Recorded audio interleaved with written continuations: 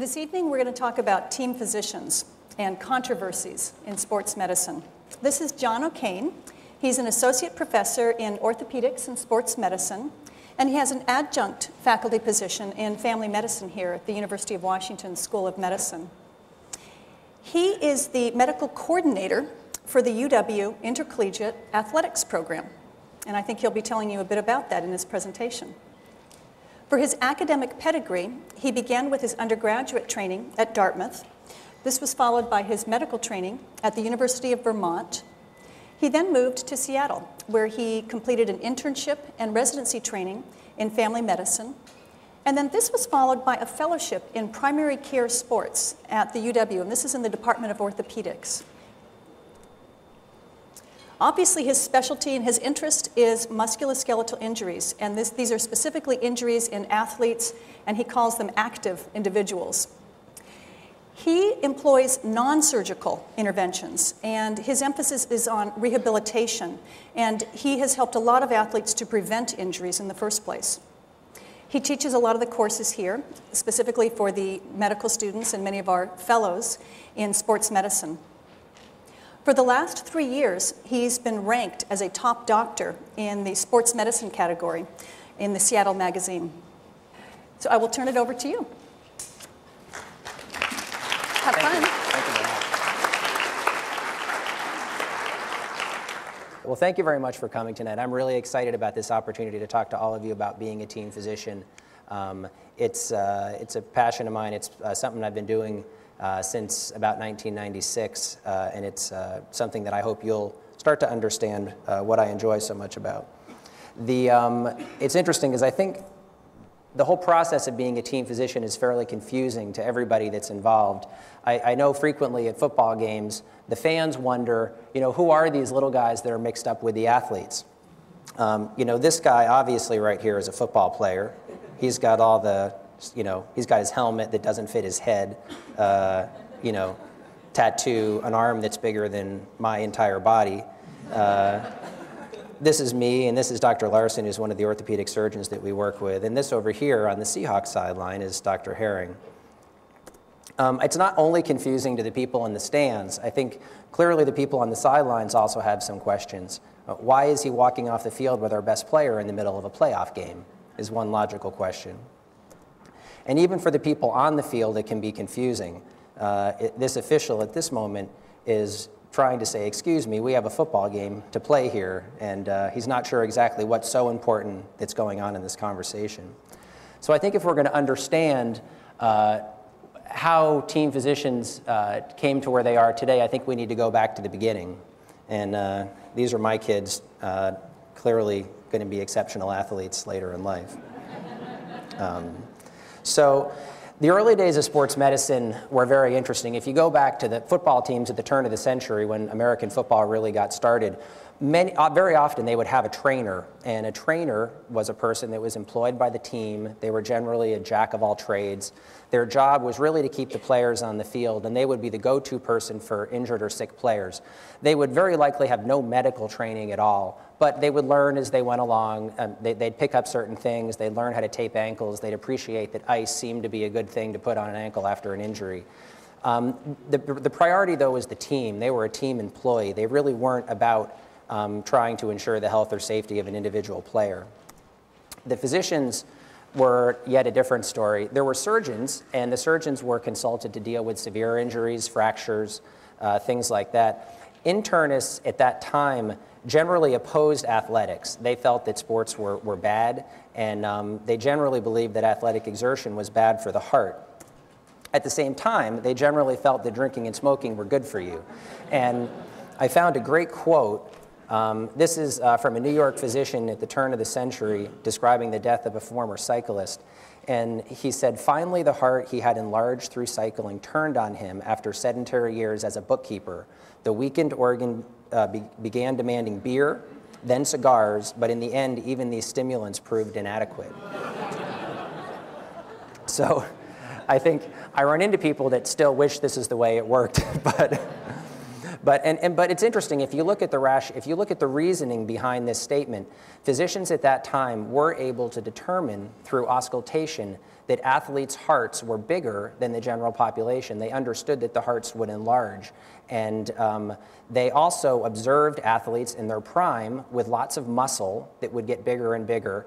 And then they would see them stop competing as athletes, and it would appear that their muscles just turned into fat. And I have people sometimes that see me today and wonder if their muscles are turning to fat. As it turns out, that's not what's really going on. The muscles are actually shrinking when you don't use them, and if you continue to eat like an athlete, when you are no longer an athlete, you will start to become fat. But they believe this is what happened to the heart as well, and so they assume that the problem was not being an athlete, but if you took the risk to be an athlete and developed this athletic heart, once you stopped, you would surely die because your heart would just turn to fat. So it was probably a very good thing that there were not many of these physicians hanging out with the athletes of that day, because they gave them significant anxiety complexes. Fast forward to the future. The modern certified athletic trainer, and this is off the NATA website. The NATA is the National Athletic Trainers Association. It's the organization that accredits athletic trainers. And so, certified athletic trainers are healthcare professionals who specialize in preventing, recognizing, managing, and rehabilitating injuries that result from physical activity as part of a complete healthcare team. And we're going to keep coming back to that tonight, the team. The certified athletic trainer works under the direction of a licensed physician and in cooperation with other healthcare professionals, athletics administrators, coaches, and parents. The modern team physician is also, I hope, a highly evolved animal from where we started. The team physician consensus statement actually outlines nicely what a modern team physician should be, and the person should be an MD or a DO in good standing, having fundamental emergency skills related to sports, CPR trained, and then possess a working knowledge of trauma, musculoskeletal injuries, and medical conditions affecting the athlete. As you'll notice there, it doesn't say that they're an internist or a family practitioner or an orthopedic surgeon.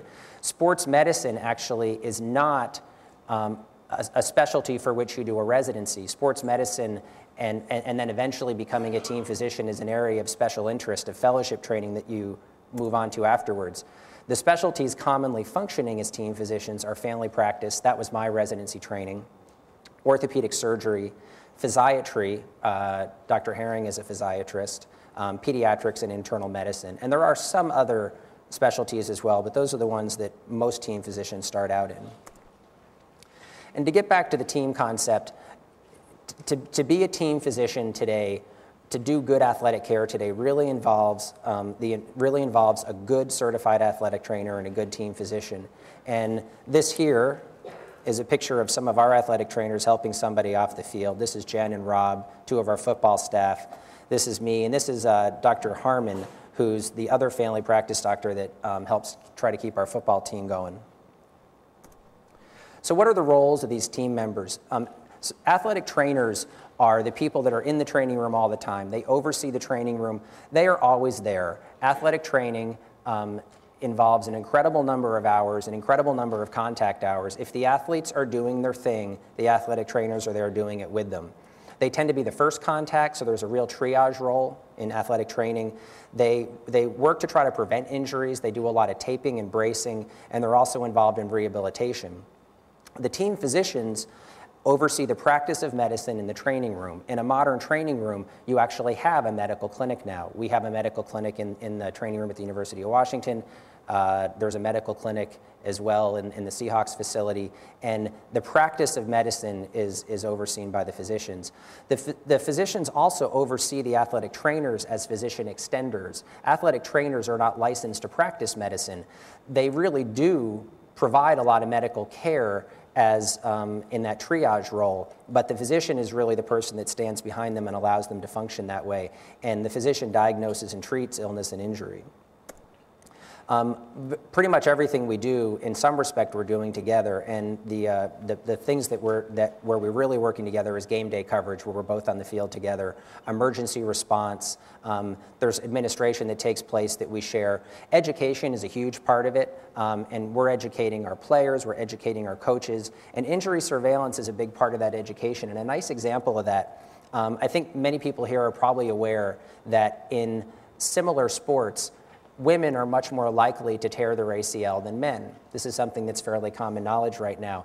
And this was initially understood because the athletic trainers in the NCAA were keeping track of the ACL tears in the soccer programs, male and female, and in the basketball programs, male and female. And they started looking at that data and realizing that women were tearing their ACLs much more than men.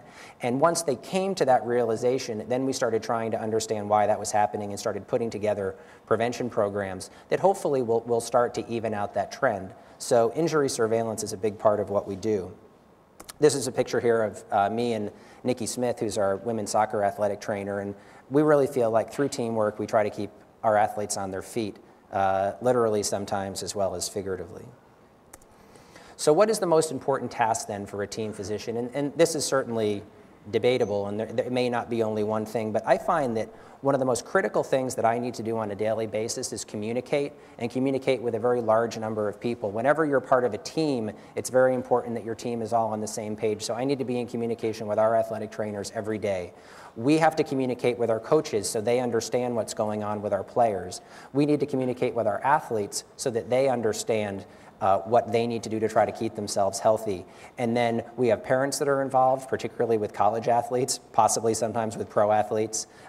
We have the media, who has a significant interest in what we're doing, and that's very unique about being a team physician. Any one of you could come see me tomorrow in the sports medicine clinic and hopefully have a very productive visit, but the Seattle Times really won't be interested.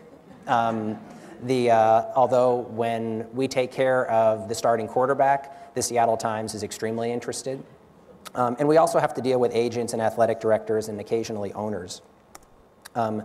So what I want to move on to now is what I really describe as the balancing act. It's how do you function as a team physician, balancing a number of these different concerns that sometimes are conflicting.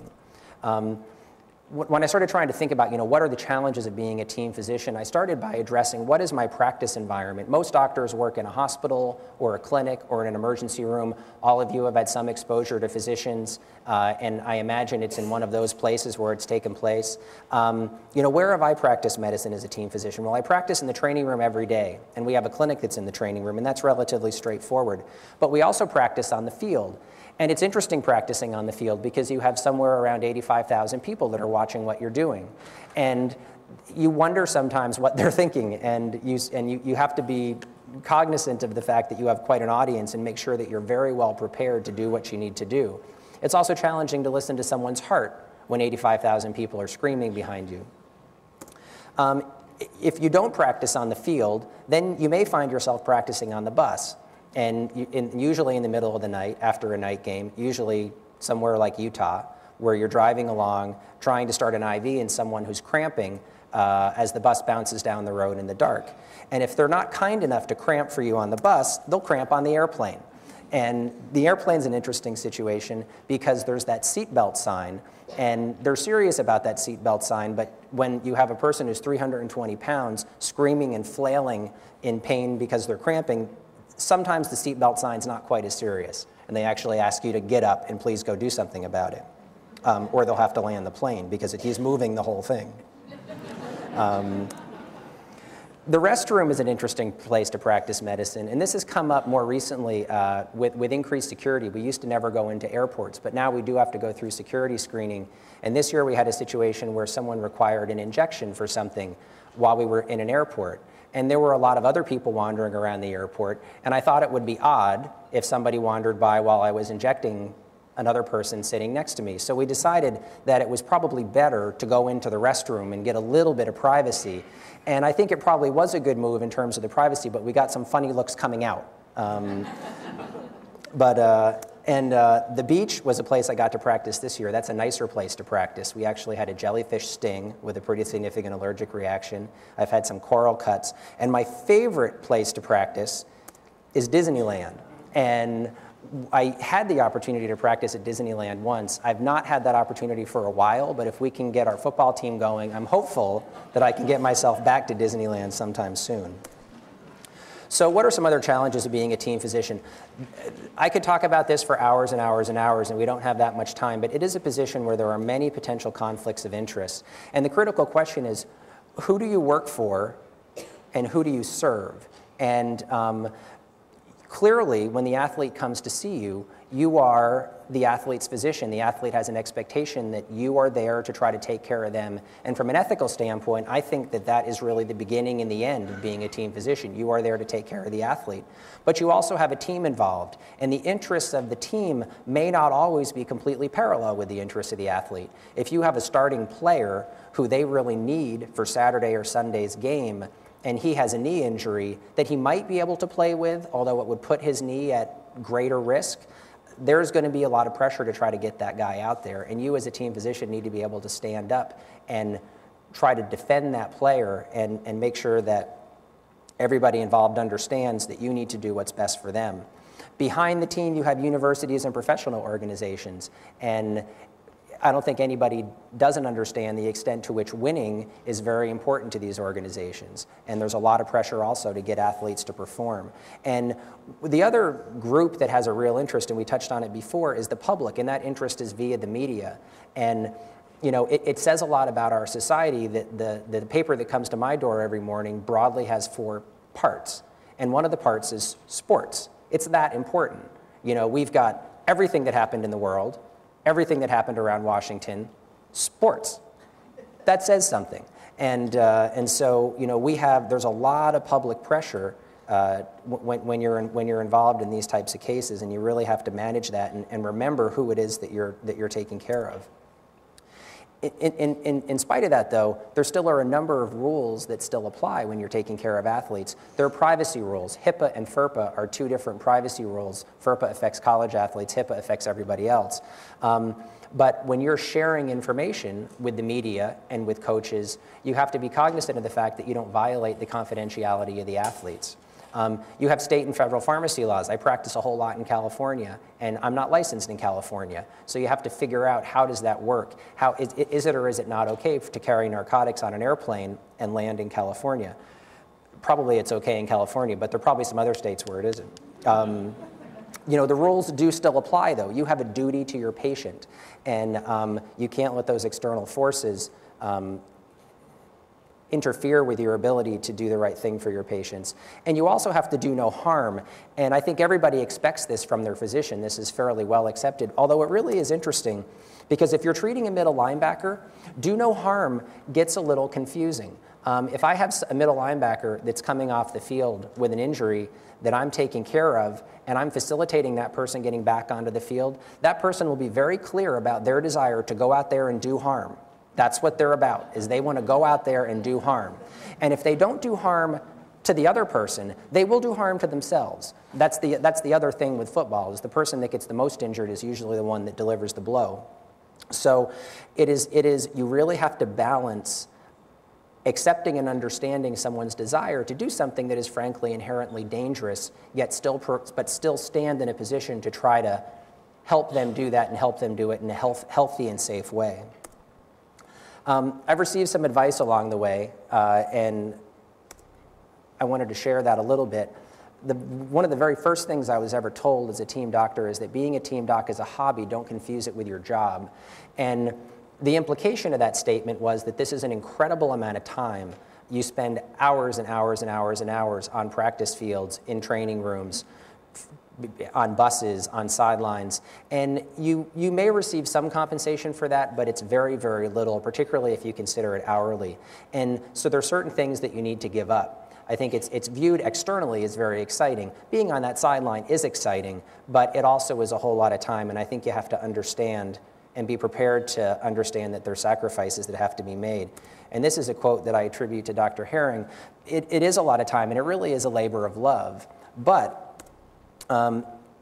from which you must always be prepared to walk away. And when you have that injured athlete that you strongly believe should not be playing on Saturday or Sunday, and you go to the coach and you tell the coach, you know what, so-and-so can't play. And the coach looks at you and says, we need so-and-so. This is a huge game. And you say, well, I don't think it's in the best interest of so-and-so to play. And the coach says, well, I think it is in your best interest if you want to retain your position that this person is cleared to play. And at that point, you are on the balancing point. You have a critical decision to make, and your decision needs to be, well, I've really enjoyed it, thank you. good luck on Sunday, good luck on Saturday. And that is, it's easy to think through, it's a little bit harder to go through, but it's something that you have to be prepared to do. So why do I do it then? Why am I a team physician? And for me as a college team physician, a big part of it is helping kids become adults. It's a great time in people's lives, and it's a time during which sometimes a little bit of intervention at the right time can really make a difference, and that's one of the things I enjoy about it the most. It's an opportunity to work with some of the most motivated and physically gifted people on the planet. The Division I athletes in this country and the professional athletes in this country are truly amazing physical specimens, and as a physician, it's a real thrill to be able to work with people of that ability. You get a chance to help those people achieve their dreams, and I really enjoy the opportunity to protect them from the person that's most likely to defeat them. And one of the most interesting things about this is that that person is themselves. And when you deal with very highly competitive people, one of the great challenges is to be able to make them understand when it's time to go and when it's time to stop. There's an obesity epidemic in this country because most of this population has a hard time deciding when to go. This group needs to know when to stop. And that's a really interesting challenge as a physician that I enjoy. You know, it's an opportunity to be there for somebody that's in need. And every time you stand on the sideline, you never really know what's going to happen next. And this is a play you might have seen. In this football game, he hasn't been as fast, and there is a big hit from, I believe that's LaRock coming in with the giant hit. Alphalava too. LaRock coming in at the end of that. Everybody with their helmets down, pointed at Locker. And, you know, he's a big, tough kid who delivers a blow, but there's a lot of big, tough kids out there that deliver a lot of blows, and that's helmet-to-helmet contact, and you can... What's interesting about football is that happens, something that looks a whole lot like that happens on every single play, but every now and then something goes just wrong, and you end up with a pretty significant situation. And when that does happen, if you are there and you're well trained and you have practiced and you're ready, you can help someone through a really frightening time. But they wanted to get to his face and to his neck. And you can see, you know, I'm telling you, I'm right behind this bench, and you cannot believe the feeling on this bench right now. Every player on the Washington team was up around, and finally the team doctor had to ask everyone just to step back a little bit. Obviously, he's the most important player on this team, but he's also one of the most popular guys. I've known him since he was a junior in high school. He's kind. When I first heard that, I thought the announcer was talking about me. But I made sure I let the clip run long enough to make it absolutely clear who the most important player on the field was. But so, you know, you find yourself, you find yourself in these situations. Suddenly, it's no longer a game. Suddenly, you find yourself in what may be a life or death situation. And then you need to take all the precautions you can to ensure their safety. And this is something that, again, the field is not the easiest place to practice medicine, but we expect to find ourselves in this situation, and we spend a lot of time preparing so that we're ready to get somebody safely off. They will take him, and I'm sure he's been told even. This is an example of how we evacuate somebody who we think might have a spinal cord injury. And one of the interesting things you'll notice is he's still wearing his helmet.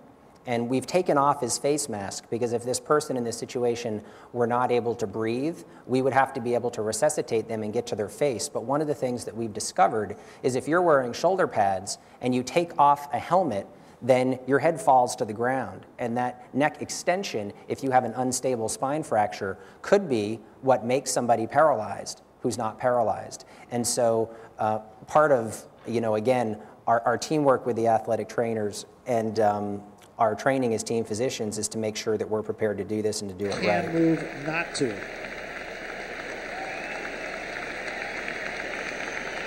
Sight you just don't like to see. And then this was a unique situation. One of the nice things about being a team physician is that you have longitudinal care. Very often, if you're a doctor in an office, you see someone when they're at the bottom, and then you try to help them. If you don't help them, you hear about it. They come back and tell you. But if you do help them, you never hear from them again. So it ends up giving you the sense that it's possible you're not really doing very much good.